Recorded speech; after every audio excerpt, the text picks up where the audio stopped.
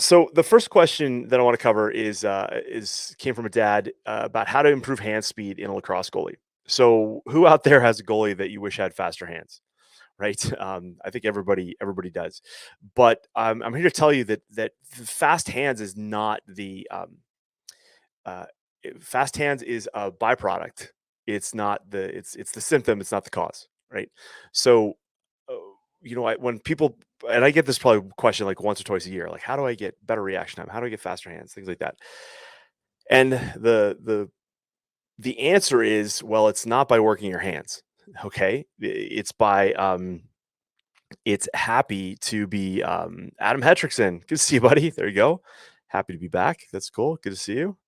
Um, so the question, so fast hands is, it's like if having fast hands was the answer, then we would just be doing drills like this, right? We would just be waving like the Pope or Mother Teresa or whatever, the Queen. But the truth is that that's not the case, and I believe words matter, right? 100%. I believe words matter, and so when you say like, I wish my goal had faster hands, it's like, well, now the focus is just on the hands. When in fact, what we're doing, okay, and any good strength and conditioning coach will tell you this, that the key to athletic success, one of the keys to athletic success is the ability to apply force. All right. I'm applying force up through the ground into something. So if you and I are going for a loose ball and I'm checking you off the ball, I am applying force, first of all, into the ground to sprint, to move my own body. And then when I come in contact with you, I'm applying force to come in contact with you to move your body. Okay. So that's really, that's just something that I want you all to understand, is that the, when we see athletic performance, no matter what the sport, it's all about applying force. Okay. That's hands down. That's the deal. So for lacrosse goalie, what does that mean? Well, we are applying force through, like, up through the ground, through our body into the stick, right? That's where, like, if we're trying to primarily make the save with the stick, we're applying force up through the ground to the stick. All right. So I'm using the stick just as the primary example right now, because in addition to that, depending on the save you have to make, the body may need to move. Okay. And the body may need to move, and we may have to explode left, explode right, jump up, jump down. I saw this great Kyle Bernlohr save today, where he gets totally twisted up and comes back and gets a stick on the ball and makes a save. That's all about a force application. Okay. Um, uh, so Greg Ramsey, hi to your daughter, by the way. Hi to your daughter, Greg Ramsey. All right. Um, so so what then is fast hands? Well, fast hands is part of a chain. All right. It's a chain of kinetic events, right? Basically, from your feet to your ankles, up through your knees, into your hips, up through your spine, up to your shoulders, into your elbows, then to your hand. And then we're going to do something with that stick, whatever that may be, right? We may have to rotate it. We may have to push it this way, push it that way, whatever. Okay. So, so then how do you improve fast hands? Well, one of the, this is where, if you don't have my lacrosse goalie cheat sheets, just go to lacrossegoalietips.com, download the cheat sheets. I've got a funny little hand drawing in there that talks about like the three keys to making any save, right? You got to see the ball, you got to know where it's going, and then you got to move in front of it, right? You got to move in front of that ball. So get to the gym. Yes, and yes, yes, not totally though, but yes. Joel Rose, that's a good point. Go to the gym. The What needs to happen here first is we've got to go, okay, in the time that the ball leaves a player's stick, no matter where it's from, boys or girls, men or women, it's that we have there's, even while the ball is in the stick, we are reading where that ball is coming from and where we think it may go. And then we're basically deciding, so that's the see the ball part. Then we have the know where it's going part. Okay, so for a young goalie, this is why what a lot of parents and coaches get frustrated with is they think their goalie just is slow, has slow hands, and that they'd make saves, when really your problem might be three or four steps before that, right? Your goalie might not understand the language of lacrosse, like what a shooter can do in certain situations and not in others, right? That's really important to understand. The second thing to understand is, like, do they have they had enough, like, shot volume to even get it, right?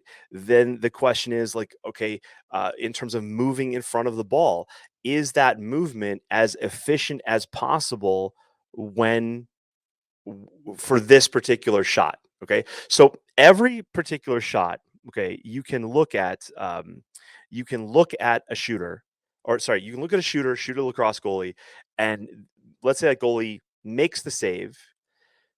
Even within the save, you can judge a save and go, well, that could have been a little bit cleaner. It could have been more efficient. It could have been a little bit more, yeah, clean. Like you can grade a save, just like you can grade a miss, right? Oh, hey, you got scored on, but did you see it? Yes or no? Did you know where it was going? Yes or no? Did you move to it properly? Well, yeah, you kind of did, but it wasn't really as good as it could be. We'll give you a B minus on that miss, right? So what I want you to understand is that fast hands comes after that because the fast hands part comes at the very end. That move in front of the ball. And if you see, I'm just going to try to hook up my Instagram folks here because I didn't do that before I got on with you guys. Um, if you I love watching, so I don't like watching baseball during the rest of the year, but I like watching baseball during the playoffs, just like last night with the wild card game with the Red Sox and the Yankees. But when if you look for like Google, like, the time it takes for someone to recognize what what pitch it is and how long it's coming to the plate, and then the ability to get the bat around, that gives you an idea of what a lacrosse goalie is going through. And you realize that that fast hands part is it's a very small part of that movement, and it's really a byproduct of a big physical athlete, right? A strong fit, not, I shouldn't say big, but like a strong efficient physical athlete to be able to apply that force once they know where once they see the ball and know where it's going, and then they're moving in front of it. That part takes physical ability, physical ability. So, like, I was on the phone this week with a goalie dad, and whose goalie is going to they're seeing like multiple goalie coaches in their area. And I'm always suspect of that, but whatever. I'm a little biased. So they see like multiple goalie coaches. The goalie is playing a couple times a week with a club, and I think they're subbing in for another club right now. So that's 5 nights a week taken. And then, so my question was like, well, when do they do any sort of strength and conditioning work? And this is a high school age goalie, right? This isn't someone who's like 6, right? Well, they were doing 1 night a week with their club in a group setting. And so whenever I hear group training, especially for goalies, I'm like, that's not a best use of time. It's yes, it's something, but it doesn't have to be. Yes, it's something, but it's not the best thing, right? So what my recommendation was like, listen, don't you like take those 2 nights a week that your goalie. Now, this is a really good goalie. This is not a goalie who's like brand new, right? This is a really good goalie. But when you look for the bang for the buck and what you're trying to improve, the technical improvement that this goalie was going to make is minuscule, going to get more coaching on technique, right? The better impact, the biggest return on investment, if you're paying for this stuff, is to get into the gym, right? Is to work on an athlete's physical ability. Otherwise, you're trying to get um uh it's like taking like the world's best guitar player and putting them in front of a big like auditorium and needing them to play louder, but they're just on stage working on technique, right? No matter how good their technique is, you still can't hear them in the back of the auditorium, right? So the idea here is that when you're looking at a goalie and you're wondering, okay, I wish my goalie had faster hands. Really? Is that really the thing? Because it's most likely not the thing, because that's the last thing that we're looking at.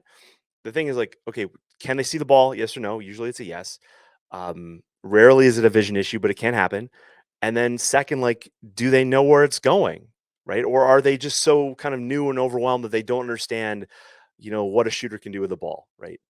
And that's catching them off guard. And then now that's eaten up in all that time that it takes, right? That we have, right? So imagine a baseball hitter, right? what they do is as that pitcher comes around with their hand, like batters are taught to basically frame the hand and try to read the seams. They have an instant to read the seams of the ball.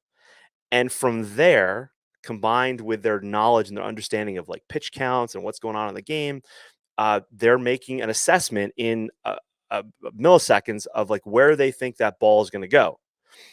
And then that ball, as it's on the way to the plate, they actually have to commit to coming around with the bat, right? Because they only have this smaller than a blink of an eye to actually get the bat around. Well, to get the bat around that fast, that takes a tremendous amount of strength. And if you watch, if you watch some baseball hitters, like really good ones, they they're built like tanks, man. They've got like massive hips and glutes, and they're just like rotating and boom. Now their feet are planted, so it's a little different. It's a little different for lacrosse goalie because we may actually have to move a bit, but it goes back to my saying, which I believe like the goalie stance is a foundation for rotation, which allows like as the feet are planted in the ground, as that goalie is trying to rotate to make a save, that is all coming through, you know, basically from the rib cage down through the hips. And if your goalie's weak in the hips, they're not going to be making saves and has nothing to do with their hands. Okay. Because we're trying to apply force up through the hands. Does that make sense? Right. So if your goalie, you know, if your goalie's young and new and they're still learning the game, they need shots. That's what when people come to me and say, like, I'm looking for drills from a lacrosse goal. I'm like, no, you're not. If you're looking for drills, you're totally looking in the wrong place, right? Because there's no drill that's going to fix your goalie. What's going to help your goalie is developing their what I call their lacrosse library, like their shot library, like what can shooters do with the ball and where, and then their save library, which is the response to all those shots, right? So when you go out to practice tomorrow, your goalie, the goalie is either developing their save library, but a lot of times what happens is the goalie save library gets, they get an understanding pretty quickly. Like, this is how I would like to move to that ball, but right now it's really slow. Well, once you get a goalie to that point where they understand how to move and when to move and what that what they're trying to do, like off stick hip, for example, like, we're moving that bottom hand into that space, and then we're deciding, are we going to go top hand over or top hand under, right? Well, once you got that kind of down, well, the improvement in technique, now you've made you're like 98% of the way. More work on technique is only going to give you a 2% improvement, where the time in the gym and getting stronger and being more explosive as an athlete is going to make your ability to do that technique faster. And that's what we want, right? That's what we're looking for. Okay. So I'm always picky on these questions because when people go like, "Hey, I wish my goalie had fast hands," I'm like, "Yeah, we all."